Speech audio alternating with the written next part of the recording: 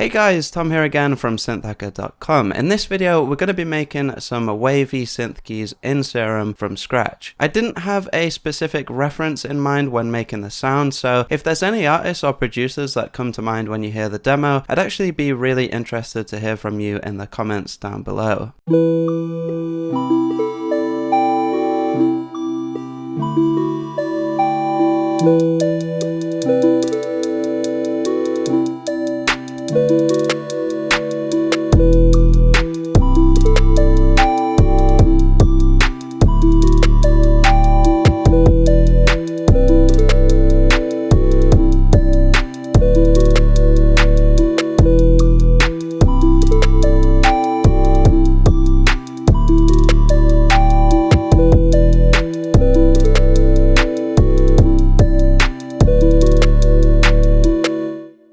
So yeah, let me know in the comments what you think of the sound. I'll just quickly mention that both the keys and bass in the demo are presets from my latest pack, Futura for Serum. If you haven't yet checked it out and you want to hear some more audio demos, you can head on over to synthhacker.com or click the link in the description below. Towards the end of the video, I'm also going to be briefly covering the bass synth, so be sure to stick around for that. So we're going to start with a simple sine wave, and because the MIDI we're using has some velocity variation, we're going to drag the velocity mod onto oscillator A's amplitude.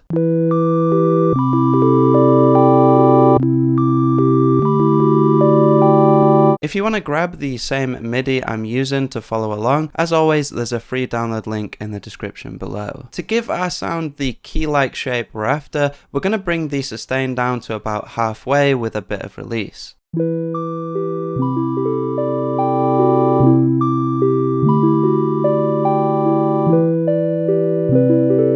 Next, we're going to add 5 voices of Unison, bringing down the detune and random phase amount to 0 for a more consistent sound.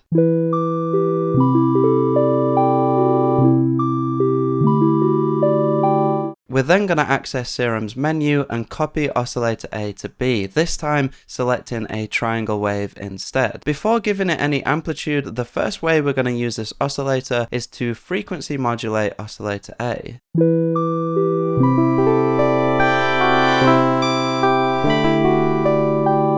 What we're going to do is use a very quick 16th note pluck LFO in envelope mode to modulate the FM amount, creating a nice transient texture at the start of the sound.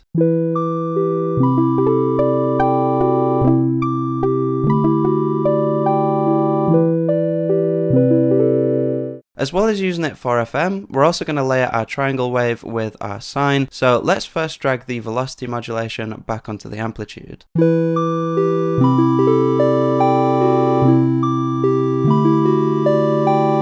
To get the wavy detune sound we're after, we're also going to set up a separate 4-bar LFO with a somewhat random shape to modulate the fine tune of our triangle wave.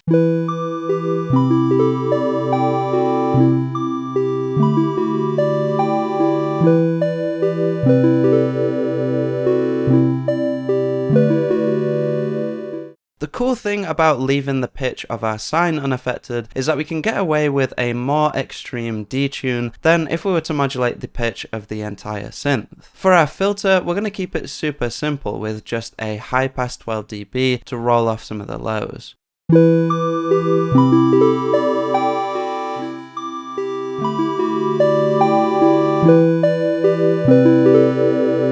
With the core of our sound now set, let's move into the effects section and talk about a cool trick I recently picked up on using Serum's delay. So if you set the delay to ping pong mode and set the left and right delay times to a really quick speed, keeping the feedback fairly low, you can actually create a really nice stereo width effect similar to that of the dimension expander.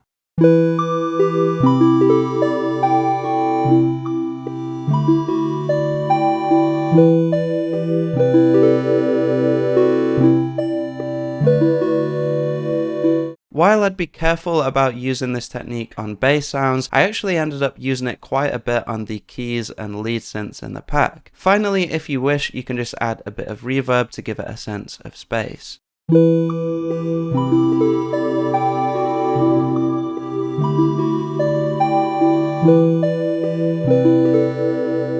So the bass synth you heard in the demo was another preset from Futura called Subpunch.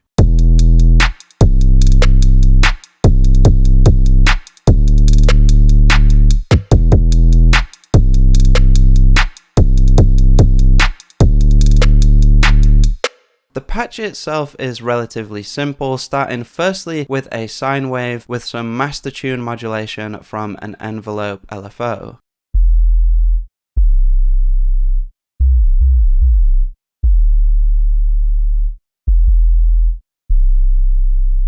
The signal was then passed through some heavy tube saturation before being filtered by a 24 dB low pass.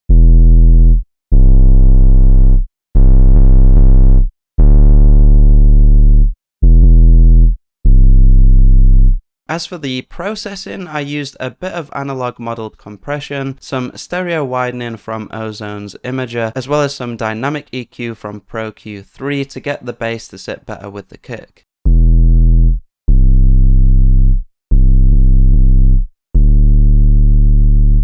So now let's listen to the final result with our chords.